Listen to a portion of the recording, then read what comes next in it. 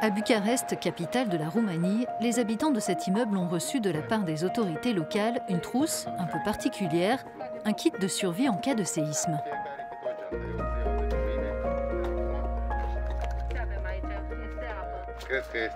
Ici, je crois qu'il y a de l'eau. Là encore de l'eau. Ici, il y a un sifflet. Des bandages. Et un masque, qui peut aussi être utilisé contre le Covid. Et ça, c'est une radio. Construit en 1934, ce bâtiment fait partie des plus fragiles de Bucarest. Cette ville située sur une faille est considérée par de nombreux experts comme la capitale européenne la plus exposée aux risques sismiques. Si un tremblement de terre d'une magnitude de 6 ou plus survenait, des experts ont estimé que cet immeuble s'effondrerait très certainement. Depuis 21 ans, Violeta et Assad ont maintes fois tenté d'obtenir un renforcement de la structure du bâtiment.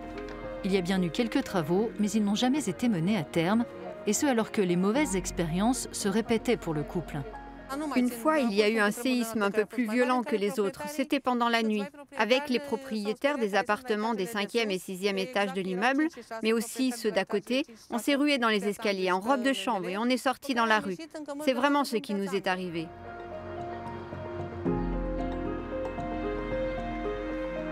Des centaines de bâtiments à haut risque de ce type sont disséminés dans la capitale roumaine.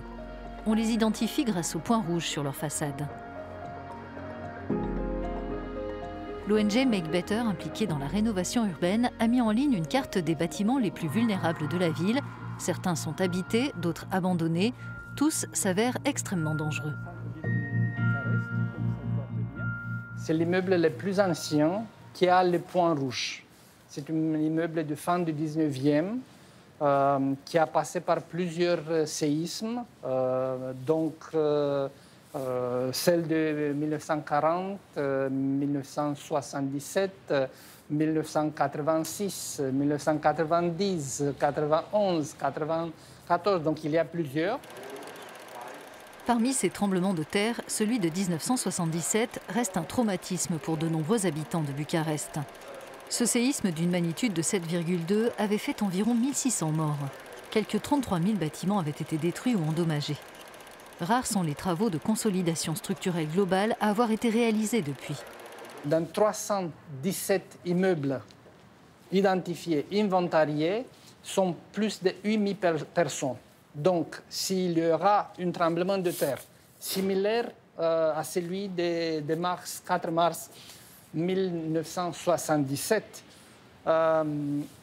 on compte les victimes à partir de 8000. Le manque de ressources dans un pays post-communiste qui figure parmi les plus pauvres de l'Union européenne, la lourdeur bureaucratique, des querelles politiques, des accusations de corruption et des problèmes juridiques complexes expliquent cette situation au point mort. Pour l'instant, on n'a pas les solutions techniques, on n'a pas les solutions légales, on n'a pas l'argent et on n'a pas, si vous voulez, une sorte de volonté générale, intérêt public, pour les sauver et pour sauver les locataires et les propriétaires. Le ministère du Développement a refusé de nous rencontrer pour évoquer ces allégations.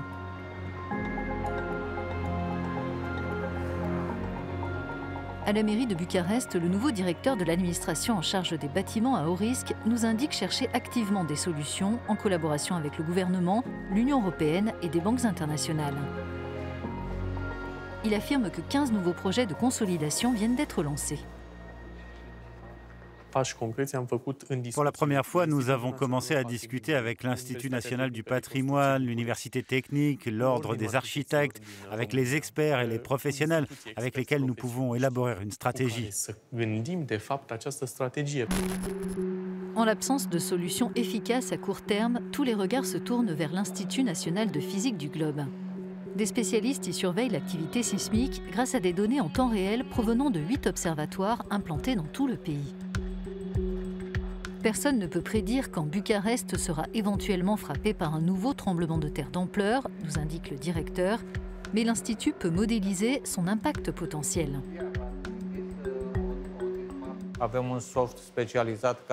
Nous avons un logiciel spécifique qui évalue un séisme donné.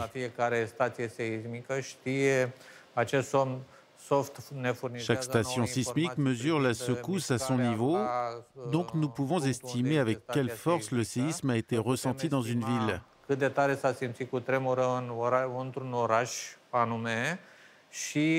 Le niveau d'accélération du sol se propage à la base des bâtiments. Grâce à ces paramètres sismiques, nous pouvons savoir exactement quels ont été les effets sur ces bâtiments en particulier.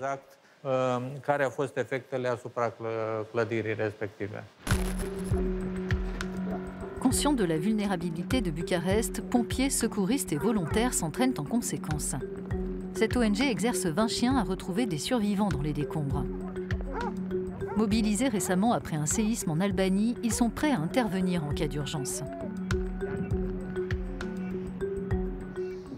Le souci que l'on a, c'est que nos sauveteurs seront eux-mêmes sous les décombres. C'est la principale chose qui nous inquiète. Sans ça, ce sera pour eux une simple journée sur le terrain. En tant que formateurs, volontaires, dresseurs, ce sera un immense défi pour nous de nous réunir et d'être capables d'intervenir. Comme la plupart des choses que l'on va voir vont nous remuer, ce sera dur à gérer d'un point de vue émotionnel. Mais j'espère qu'on sera capable de mettre en pratique ce qu'on a appris en nous entraînant pendant toutes ces années. En attendant une éventuelle urgence, on peut agir pour éviter le pire scénario. Cet immeuble fortement endommagé lors du séisme de 1977 en est la preuve. L'ensemble de sa structure a été renforcé par l'intérieur et l'extérieur grâce à du béton armé. L'enveloppe des travaux a été partagée entre les propriétaires selon la surface de leur appartement. La facture s'est élevée à environ 500 € le mètre carré. Christina a acheté cet appartement une fois le bâtiment consolidé. Avant d'acheter l'appartement, j'ai fait faire des vérifications. J'ai appelé un ingénieur en construction qui est venu tout regarder. On a demandé à l'entreprise qui avait consolidé l'immeuble comment les travaux avaient été faits. On a demandé à voir les papiers et ensuite, on a décidé d'acheter. Et oui, on se sent en sécurité. Depuis qu'on vit ici, on n'a connu qu'un seul séisme et ça ne s'est pas trop mal passé. Selon des experts, plus de 35% des 8,5 millions de logements que compte la Roumanie sont à l'abandon. Le coût de leur réparation représente des milliards d'euros.